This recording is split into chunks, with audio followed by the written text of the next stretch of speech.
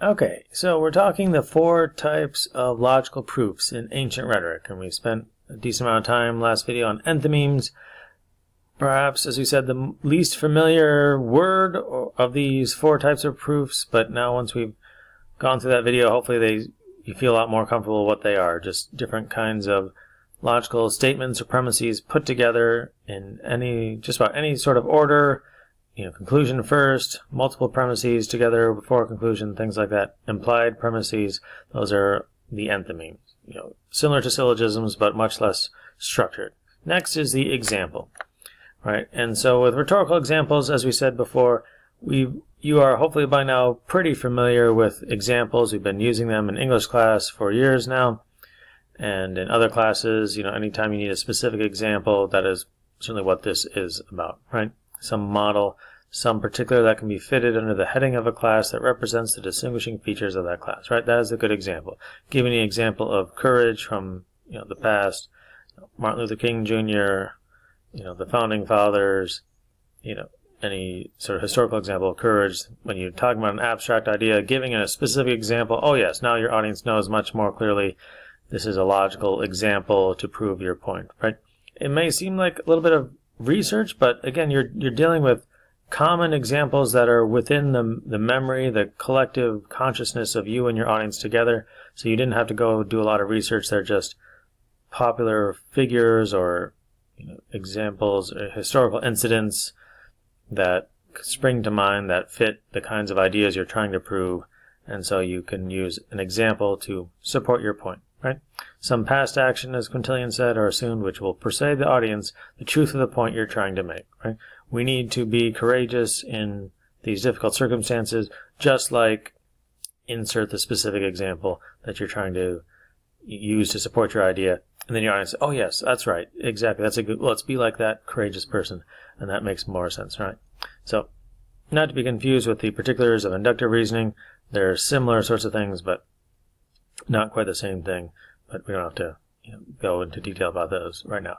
But examples are helpful because they're specific, right? And the more vivid, the more detail you can give to your example, whether you set the stage, verbally or in your paper, maybe tying a little bit of emotional appeal to go with it, right? You recall specific incidents, specific characters, what made these people so courageous, what were the odds that were against them, what were the specific things that they did.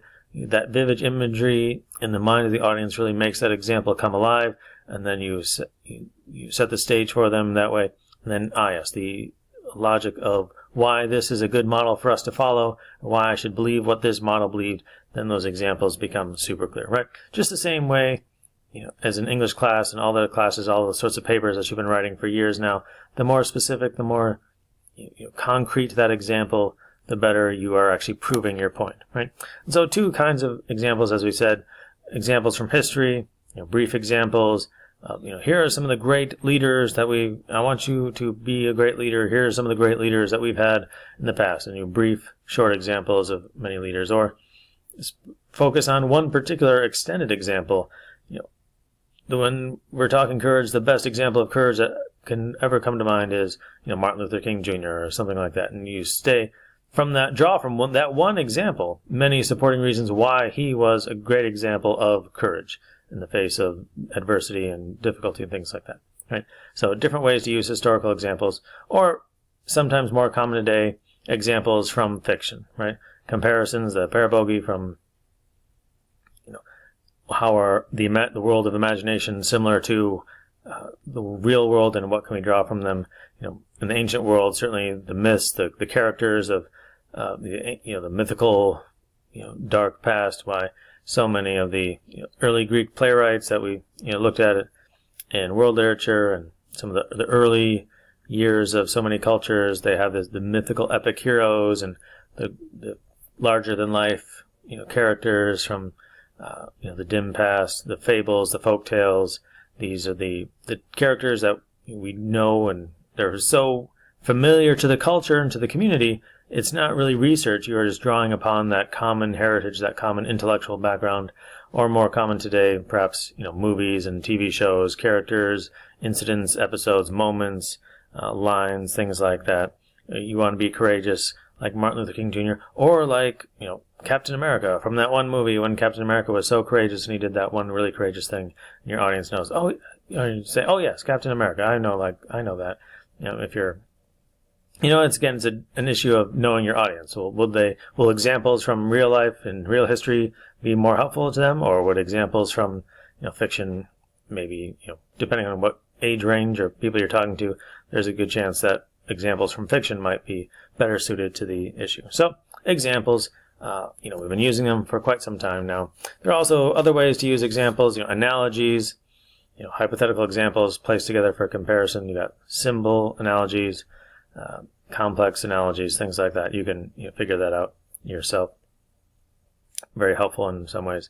Or, comparing, similes, like we've seen again back in world literature and throughout English class, or contraries. Some people don't like using contrary examples, right? They'll say something like, well, you're comparing apples to oranges or something like that. But it's possible in some situations to make a good use out of comparing, not just contrasting unlike things, but comparing unlike things, right? And that will show the differences or why these differences are important to understand, right? You can say, well, look at this quarterback's career in high school or college and at the pro level, right? Some people say, no, you can't compare those. Those are two or three different settings and situations. But sometimes comparing unlike situations can be beneficial. So, again, knowing your audience, knowing what you're really trying to prove, comparing like things and comparing unlike things can also be good ways to look at examples to prove your point, right? The American Medical Association always says smoking is bad.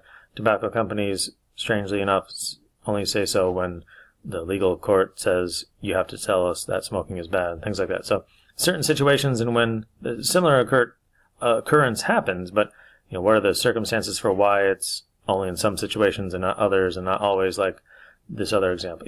There are different ways that unlike situations can be a beneficial way of looking at specific examples as well. So many different ways of using examples, like we've always done, and will continue to do so, right?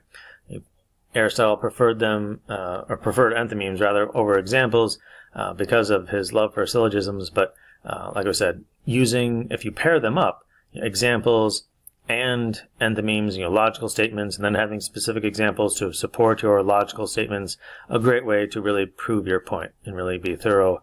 And it's almost, so popular today that, like we've said in English class over the years, right, having specific examples to go along with your logical arguments and logical statements is almost expected now. So example is a very beneficial, very helpful way today, certainly, to prove your point and support the arguments you're trying to make. So examples, enthymemes, and maxims. Here is the third one. Maxims are just another way of, another kind of wise saying or proverbial wisdom from the community, right? Not necessarily like biblical proverbs that have a moral component. Maxims, axioms, and the Creas that we did with, Ben Franklin in 11th grade.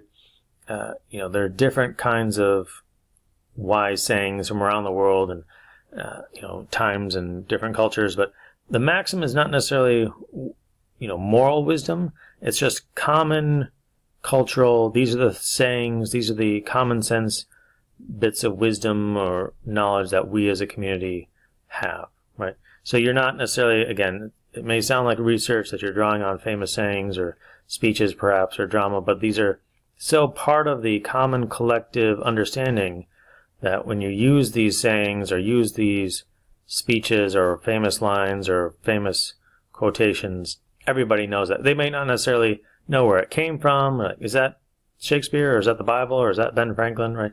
But if you say haste makes waste or something like that, people will know that's just a wise community saying that we've all adopted and we all understand. We know what that means, right?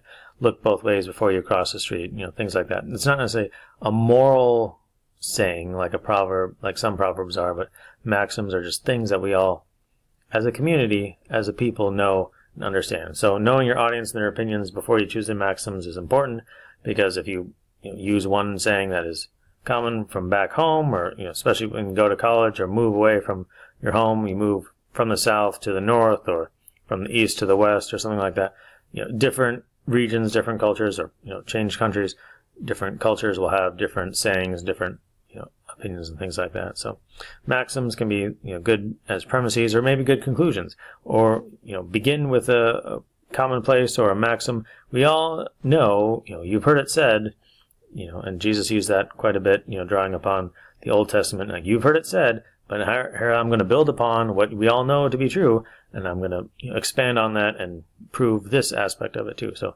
very biblical way of drawing upon common knowledge, common sayings, and working with them, right?